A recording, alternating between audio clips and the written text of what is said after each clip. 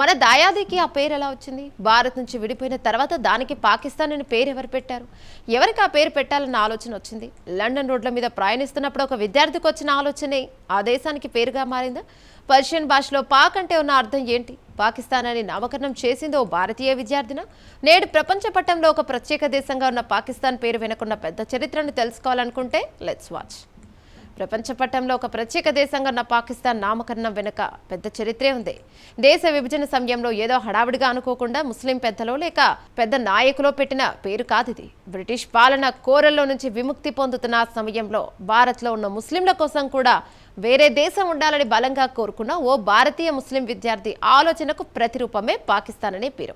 ఇలా పాకిస్తాన్ అనేది ఒక భారతీయ ముస్లిం విద్యార్థి మేధస్సు నుంచి పుట్టిన ఆలోచన. ఇంగ్లాండ్ రోడ్ల మీద ప్రయాణిస్తున్నప్పుడు పుట్టిన ఆ పదమే చివరకు దేశ విభజనకు, కొత్త దేశం ఏర్పాటుకు పునాదిగా మారింది. మరి ఆ విద్యార్థి ఎవరంటే అతని పేరు చౌదరి రెహ్మత్ అలీ. పాకిస్తాన్ అనే పేరును మొదట ప్రతిపాదించిన వ్యక్తి చౌదరి రెహ్మత్ అలీ. ఆ విభజన భారత్లోని పంజాబ్ ప్రాంతానికి చెందిన చౌదరి రెహ్మత్ అలీ ఇంగ్లాండ్లోని కేంబ్రిడ్జ్ విశ్వవిద్యాలయంలో న్యాయశాస్త్రం చదువుతుండేవాడు. అదే సమయంలో అల్లామా ఇక్బాల్ వంటి మేధావుల ఆలోచనలతో ప్రభావితమైన రెహ్మత్ అలీ భారతీయ ముస్లింల కోసం ఒక ప్రత్యేక దేశం ఉండాలని బలమైన ఆకాంక్షను పెంచుతున్నారు. అయితే ఈ పేరు వెనుక లండన్లో ప్రచారంలో ఉన్న కథలు చాలా ఆసక్తికరంగా ఉంటాయి. అందులో ఒకటి ఏంటంటే, రెహ్మత్ అలీ లండన్లో ఒక డబుల్ డెక్కర్ బస్సు పై అంతస్తులో కూర్చుని ప్రయాణిస్తుండగా అకస్మాత్తుగా ఈ పేరు ఆయన మనసులో మెదిలిందట. మరో కథనం ప్రకారం థేమ్స్ నది ఒడ్డున స్నేహితులతో నడుస్తున్నప్పుడు ఆయన ఈ పేరును పంచుకున్నట్లు కూడా కథనంలో ఉంది. ఇక మొదట ఈ పేరు ఎలా ప్రచారంలోకి వచ్చింది? లండన్లో ముస్లిం విద్యార్థికి తట్టిన పేరు ఒక దేశానికి పేరులా ఎలా మారిందనే విషయానికి వస్తే, జనవరి 28, 1933 చౌదరి రెహ్మత్ అలీ ఒక కరపత్రాన్ని ప్రచురించారు. అందులో ముస్లింల కోసం ప్రత్యేక దేశం కావాలని డిమాండ్ చేస్తూ పాకిస్తాన్ అనే పదాన్ని వాడారు.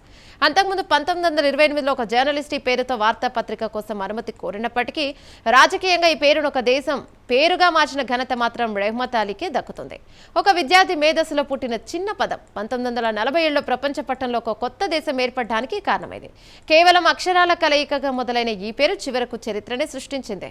ఇక పాకిస్తాన్ అనే పదం అర్థం విషయానికి వస్తే, చరిత్రకారుడు స్టీఫెన్ ఫిలిప్ కోహెన్ అభిప్రాయం ప్రకారం పాకిస్తాన్ అనేది ఒక సంక్షిప్త నామం మాత్రమే. ముస్లింలు అధికంగా ఉండే ప్రాంతాల పేర్లలోని మొదటి అక్షరాలను కలిపి దీనికి పురుడు పోయడం జరిగింది. పంజాబ్ నుంచి పి, ఆఫ్ఘనిస్తాన్ నుంచి ఏ, కాశ్మీర్ నుంచి కే, సింధ్ నుంచి ఎస్, బలూచిస్తాన్ నుంచి టిఏఎన్ అక్షరాలను కూర్చి ఫాక్స్గా పేరు పెట్టడం జరిగింది.